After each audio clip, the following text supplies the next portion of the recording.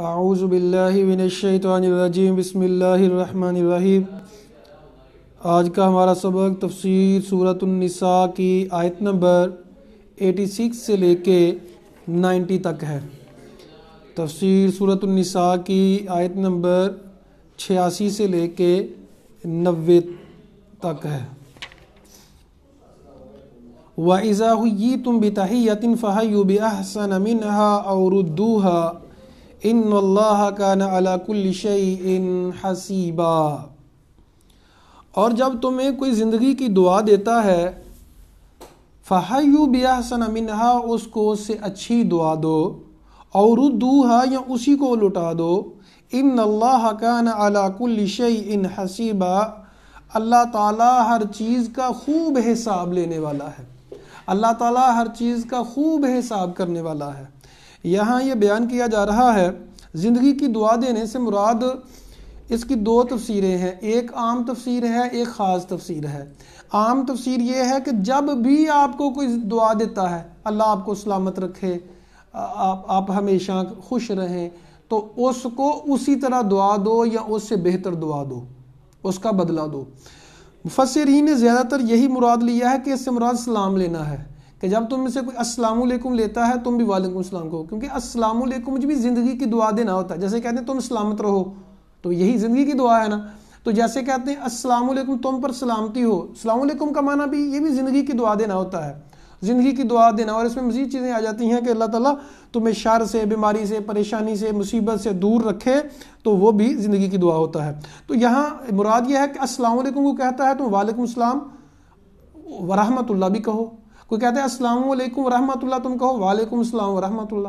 کوئی کہتا ہے السلام علیکم ورحمۃ اللہ وبرکاتہ، تم کہو وعلیکم السلام ورحمۃ اللہ وبرکاتہ بھی کہو، مزید بھی کوئی دعا دے دو، یعنی اس کا جواب آپ نے بہتر کر کے دینا ہے۔ سلام کے بارے میں نبی کریم صلی اللہ علیہ وسلم نے فرمایا جب تم میں سے کوئی ملتا ہے تو ان میں سے بہتر وہ ہے جو سلام میں پہل کرتا ہے، اور فرمایا کہ سلم من تعرف من لم تعرف، اس کو بھی سلام کرو جس کو جانتے ہو، جس کو نہیں جانتے اس کو بھی سلام کرو۔ تو مسلمانوں کا یہ شیوا ہونا چاہیے کہ اسلام جو ہے اس میں پہل کریں۔ اللہ لا الہ الا ہوا، نہیں ہے کوئی معبود برحق مگر وہی ہے، لَيَجْمَعَنَّكُمْ إِلَى يَوْمِ الْقِيَامَةِ، وہ ضرور بضرور تم کو جمع کرے گا، اکٹھا کرے گا قیامت کے دن، لا ریب فیہ، جس میں کوئی شک نہیں ہے۔ اس کو مذاق نہ سمجھنا، اس کو شک نہ سمجھنا کہ قیامت آنی ہے۔ وَمَنْ أَصْدَقُ مِنَ اللَّهِ حَدِيثًا، اب اللہ تعالیٰ فرما رہے ہیں تمہیں یقین کیوں نہیں آتا؟ اللہ سے سچا، بات کے اعتبار سے اللہ سے سچا کون ہو سکتا ہے؟ اللہ سے سچا کوئی بھی نہیں ہے۔ اللہ جو کہتا ہے، اللہ کی باتیں سچی ہیں، سچی ہیں۔ اللہ نے کہا کہ تم سب نے ایک دن میرے پاس آنا ہے، تمہیں فوت ہونا ہوگا، قبر میں جاؤ گے، قبر کے بارے میں قبر میں سوال کیے جائیں گے، پھر میدان حشر لگے گا، اس میں تم سے سوال پوچھے جائیں گے، تمہیں سختیاں ہوں گی۔ یہ ساری کی ساری جو چیزیں ہیں اللہ تعالیٰ فرماتے ہیں یہ سچی ہیں۔ جو اللہ تعالیٰ کا یہ فرمان ہے، قرآن ہے، یہ سچا ہے، کیونکہ اللہ تعالیٰ سے کوئی سچا نہیں ہو سکتا۔ فَمَا لَكُمْ فِي الْمُنَافِقِينَ فِئَتَيْنِ، منافقوں کے بارے میں کیا ہو گیا ہے تمہیں، یعنی کیوں اس میں اختلاف کرتے ہو؟ وَاللَّهُ أَرْكَسَهُم بِمَا كَسَبُوا، اللہ تعالیٰ نے ان کو الٹا دیا ہے جو انہوں نے کمائی کی، جو انہوں نے کام کیے عدلے کا بدلہ، مکافات عمل، انہوں نے الٹے کام کیے، اللہ تعالیٰ نے ان کو دین سے دور کر دیا، اللہ تعالیٰ نے ان کو ہدایت سے دور کر دیا۔ أَتُرِيدُونَ أَن تَهْدُوا، کیا تم چاہتے ہو اس کو ہدایت دینا، من أَضَلَّ اللَّهُ، جس کو اللہ نے گمراہ کر دیا ہے، تو کیسے تم کر سکتے ہو؟ وَمَن يُضْلِلِ اللَّهُ، اور جس کو اللہ گمراہ کر دیتا ہے، فَلَن تَجِدَ لَهُ سَبِيلًا، آپ اس کے لیے کوئی راستہ نہیں پائیں گے۔ إِنَّكَ لَا تَهْدِي مَنْ أَحْبَبْتَ، دوسری جگہ پہ فرمایا جس کو آپ محبت کرتے ہیں جیسے اسے ہدایت نہیں دے سکتے، ہدایت دینا اللہ کا کام ہے۔ تو یہاں بھی اللہ تعالیٰ یہی فرما رہے ہیں منافقین کے بارے میں۔ وَدُّو، منافقین اور کافر، اب یہاں کافروں کی بات ہے۔ وَدُّو، وہ چاہتے ہیں، لَوْ تَكْفُرُونَ كَمَا كَفَرُوا، تم بھی اسی طرح کفر کرو جیسے انہوں نے کفر کیا ہے۔ فَتَكُونُونَ سَوَاءً، تم برابر ہو جاؤ۔ فَلَا تَتَّخِذُوا مِنْهُمْ أَوْلِيَاءَ، تم ان کو دوست نہ بنانا، حَتَّى يُهَاجِرُوا فِي سَبِيلِ اللَّهِ، یہاں تک کہ اللہ کی راہ میں ہجرت کریں۔ فَإِن تَوَلَّوْا، اگر وہ پھر جاتے ہیں، فَخُذُوهُمْ، ان کو پکڑو، وَاقْتُلُوهُمْ، ان کو قتل کرو، حَيْثُ وَجَدتُّمُوهُمْ، جہاں انہیں پاؤ۔ ولا تتخذوا منهم وليا ولا نصيرا، ان میں سے کوئی دوست اور مددگار نہ بناؤ، کوئی حمایتی نہ بناؤ. مددگار سے مراد کوئی حمایتی، نہ کوئی حمایتی بناؤ اور نہ کوئی دوست بناؤ. اب اللہ تعالیٰ فرما رہے ہیں کن سے جہاد نہیں کرنا. جو لوگ تنگ کرتے ہیں، آپ کے خلاف لڑتے ہیں، ان کے خلاف لڑنا ہے، مگر ان لوگوں سے نہیں لڑنا. کون سے لوگ؟ الا الذین یصلون، مگر وہ لوگ یصلون الی قوم بینکم و بینہم میثاق، وہ ملے ہوئے ہیں اس قوم سے آپ کے درمیان اور ان کے درمیان کوئی معاہدہ ہے کہ ہم آپس میں نہیں لڑیں گے، تو اس قوم سے ہیں، ان سے نہیں لڑنا. او جاؤکم حاصرت صدورہم، یا آئے ہیں آپ کے پاس ان کے دل تنگ ہیں، یقاتلوکم، کہ وہ آپ کے ساتھ قتال کریں، او یقاتلوا قومہم، یا اپنی قوم سے قتال کریں. کچھ لوگ یہ چاہتے ہیں کہ وہ آپ کے ساتھ مل کے دوسروں کے خلاف بھی نہیں لڑنا چاہتے اور نہ آپ سے لڑنا چاہتے ہیں، یعنی پرامن لوگ ہیں، ان سے بھی لڑائی نہیں کرنی.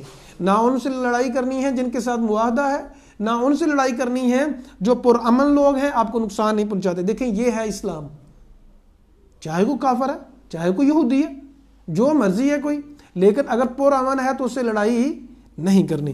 وَلَوْ شَاءَ اللَّهُ، اگر اللہ چاہتا لَسَلَّطَهُمْ عَلَيْكُمْ، ان کو بھی مسلط کر دیتا تم پر.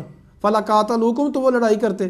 اگر وہ بھی لڑائی کرتے تم سے تو وہ زیادہ لوگ ہو جاتے، تمہارے لیے مشکلات ہو جاتی. جب اللہ نے ان کے دل میں ڈال دیا ہے کہ لڑائی نہیں کرنی تو پھر اس کو غنیمت سمجھو، ان سے لڑو مت. فَإِنْ اعْتَزَلُوكُمْ، اگر وہ کنارہ کشی کرتے ہیں تم سے، فَلَمْ يُقَاتِلُوكُمْ، انہوں نے قتال نہیں کیا تم سے، وَأَلْقَوْا إِلَيْكُمُ السَّلَمَ، اور تم سے صلح چاہتے ہیں، سلم سلامتی سے صلح چاہتے ہیں. فَمَا جَعَلَ اللَّهُ لَكُمْ عَلَيْهِمْ سَبِيلًا، اللہ تعالیٰ نے تمہارے لیے ان کے بارے میں کوئی گنجائش نہیں رکھی کہ ان سے لڑنا. ان سے ہرگز بھی آپ نہیں لڑ سکتے. 3 طرح کے لوگ، آپ کا اور ان کا قوم کا معاہدہ ہے، انہیں معاہدہ توڑا نہیں ہے، معاہدے کے اوپر قائم ہے. دوسرے وہ لوگ جو امن والے لوگ ہیں. تیسرے وہ لوگ جو آپ سے صلح چاہتے ہیں. جنگ جو ہے وہ لگنے والی ہے، لیکن کچھ لوگ باہر آ جاتے ہیں کہ ہم آپ سے نہیں لڑنا چاہتے، تو ان سے مت لڑو. اللہ تعالیٰ سے دعا ہے اللہ حق بات کو سمجھنے کی اور اس پر عمل کرنے کی توفیق عطا فرمائے.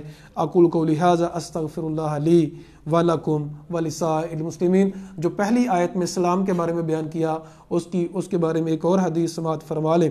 نبی کریم صلی اللہ علیہ وسلم نے فرمایا تم ہرگز بھی جنت میں داخل نہیں ہو سکتے حتی تحابوا، یہاں تک کہ آپس میں محبت نہ کر لو. پھر فرمایا کہ میں تمہیں الا ادلکم علی عمل، میں کیا تمہاری رہنمائی نہ کروں ایسے کام کے اوپر جب تم کرو تو تم آپس میں محبت کرنے لگ جاؤ. صحابہ نے کہا یا رسول اللہ جی بتائیں. کہا افشوا السلام بینکم، آپس میں سلام کو عام کرو. ایک حدیث میں نبی کریم صلی اللہ علیہ وسلم نے 4 چیزوں کو جنت کی گارنٹی کہا کہ یہ جو کام کرے گا وہ جنت میں جائے گا. کون سا؟